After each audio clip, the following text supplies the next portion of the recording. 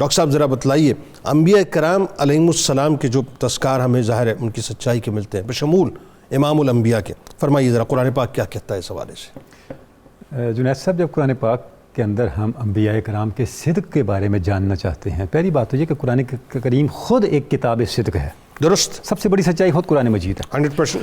اور انبیاء کرام کا جو کریکٹر ہے، جیسے بھی آپ نے ذکر بھی کیا، آپ صلی اللہ علیہ وسلم کا پہلا تعارف اپنی سوسائٹی میں صادق اور امین کا تھا. ایسا ہی یہ ایک ایسا ناگزیر امر ہے، جس طرح زندگی کے لیے سانس، شاید اس سے بھی زیادہ کہ انبیاء سچے ہوتے ہیں. درست، 100%. وجہ یہ ہے کہ انہوں نے کائنات کا سب سے بڑا دعویٰ انسانیت کے سامنے رکھنا ہے کہ خدا ایک ہے، اللہ ایک ہے. سبحان اللہ. اگر وہ سچے ہی نہ ہوں خدا نہ خواستہ، اور ان کی سچائی میں ایک ایوٹا آف ایرر آ جائے، ایک مائنر سا بھی کوئی شک آ جائے، تو اس دعوے کا کیا بنے گا؟ بالکل ٹھیک ہے.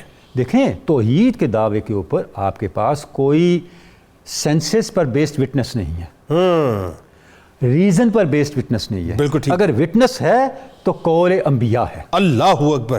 اور قول انبیاء کے پیچھے طاقت کیا ہے؟ ان کا صدق ہے. اللہ اکبر.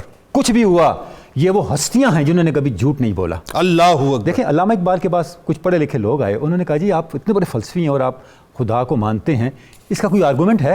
ٹھیک ہے. تو علامہ نے کہا کوئی آرگومنٹ نہیں. انہوں نے کہا پھر مانتے کیوں ہیں؟ تو انہوں نے کہا میرے رسول عربی نے کہا ہے کہ اللہ ایک ہے. اللہ. اور انہوں نے زندگی بھر جھوٹ نہیں بولا. بھائی سبحان، یہ بات بھی جھوٹ نہیں ہو سکتی. اس سے بڑا آرگومنٹ کیا ہوگا؟ یہ بھی جھوٹ نہیں ہو سکتا. سبحان اللہ. یہ تو طے ہے کہ انبیاء سچے ہیں. بے شک. قرآن مجید نے جو انبیاء کے سچے ہونے کا ذکر کیا، اس کی دو ڈائمنشنز ہیں جو ہم نے سمجھنی ہیں. پہلی یہ کہ ان کے نزدیک سچا ہونا ہے کیا. واہ، بہت اچھی بات. اور دوسری بات، جب سچے ہو جائیں تو پھر ہوتا کیا ہے. اللہ اکبر. جنید صاحب، جب آپ انبیاء کی زندگیوں کو دیکھتے ہیں تو اگر ہم انبیاء کی زندگیوں سے سچ کو سمجھنا چاہیں، جو چیز سامنے آتی ہے وہ یہ ہے، سچ آپ کی پوری زندگی کی ٹرانسپیرنسی ہے. اللہ اکبر. جب انسان کا ظاہر و باطن یک جان ہو جائے، یکساں ہو جائے، اور اس کی زندگی میں دوگلا پن نہ رہے، اس کے قول فعل میں، اس کے عمل، اس کی سوچ میں، اس کے رویے، اس کے ایپٹیچیوڈ، اس کے ایٹیچیوڈ میں کوئی بودھ نہ ہو، تو سمجھے وہ سچ پہ چل پڑا ہے. اللہ اکبر. وہ سچ پہ گامزن ہے. سبحان اللہ. سبحان. اب دیکھیں، حضرت یوسف علیہ السلام کو جب قید کر دیا گیا تو اس زمانے میں بادشاہ نے خواب دیکھا. جب بادشاہ نے خواب اپنے سارے درباریوں کو بتایا، انہوں نے کہا جی یہ تو اضغاث و احلام ہے، منتشر خیالی ہے، پراگندہ خیالی ہے، اس میں کوئی معنی نہیں ہے. بادشاہ نے کہا نہیں، اس میں کچھ ہے. اب انہوں نے کہا یوسف سے پوچھتے ہیں.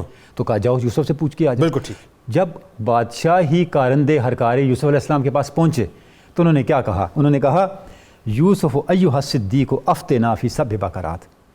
ہے سچے یوسف. اللہ اکبر. یہ انٹروڈکشن ہے آپ کا. ہے سچے یوسف. سبحان. ہمیں بادشاہ کے 7 گاؤں والے 7 گائیں جو اس نے دیکھی ہیں اس کے خواب کے بارے میں کچھ رہنمائی دو.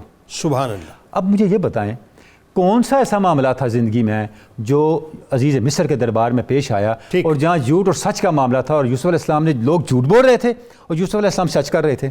ٹھیک. بھئی ایک ہی معاملہ تھا، وہ عفت مآبی کا معاملہ تھا. اللہ اکبر. وہ پاک دامنی کا معاملہ تھا. سبحان اللہ. وہ اپنے دامن کو پاک کرنے کا معاملہ تھا. وہ اپنے قمیص کے دامن کو اللہ کی گمراہی کے ہاتھوں سے بچانے کا معاملہ تھا. یہ صدق تھا. اللہ اکبر. جس صدق نے انہیں اس معاشرے میں صدیق کا ٹائٹل دیا. اور یہ عام لوگ نہیں کہہ رہے تھے، یہ بادشاہ کے درباری، بادشاہ کے وزراء، بادشاہ کے معتمد لوگ کہہ رہے تھے، جن پہ بادشاہ کا پورا اعتماد تھا. اس کا مطلب ہے اس دور کی جو اسٹیٹ مشینری تھی وہ یوسف علیہ السلام کو صدیق سمجھتی تھی، اللہ سچا سمجھتی تھی. ابھی پروفیسر صاحب نے فرمایا نا کہ سچوں کے ساتھ ہو جاؤ. ریاستی سطح پر بھی سچوں کے ساتھ ہو جاؤ. یہ ریاستی سطح پہ سچ ہے، جس کو ریاست مان رہی ہے یوسف صدیق ہیں. مطلب کیا ہوا؟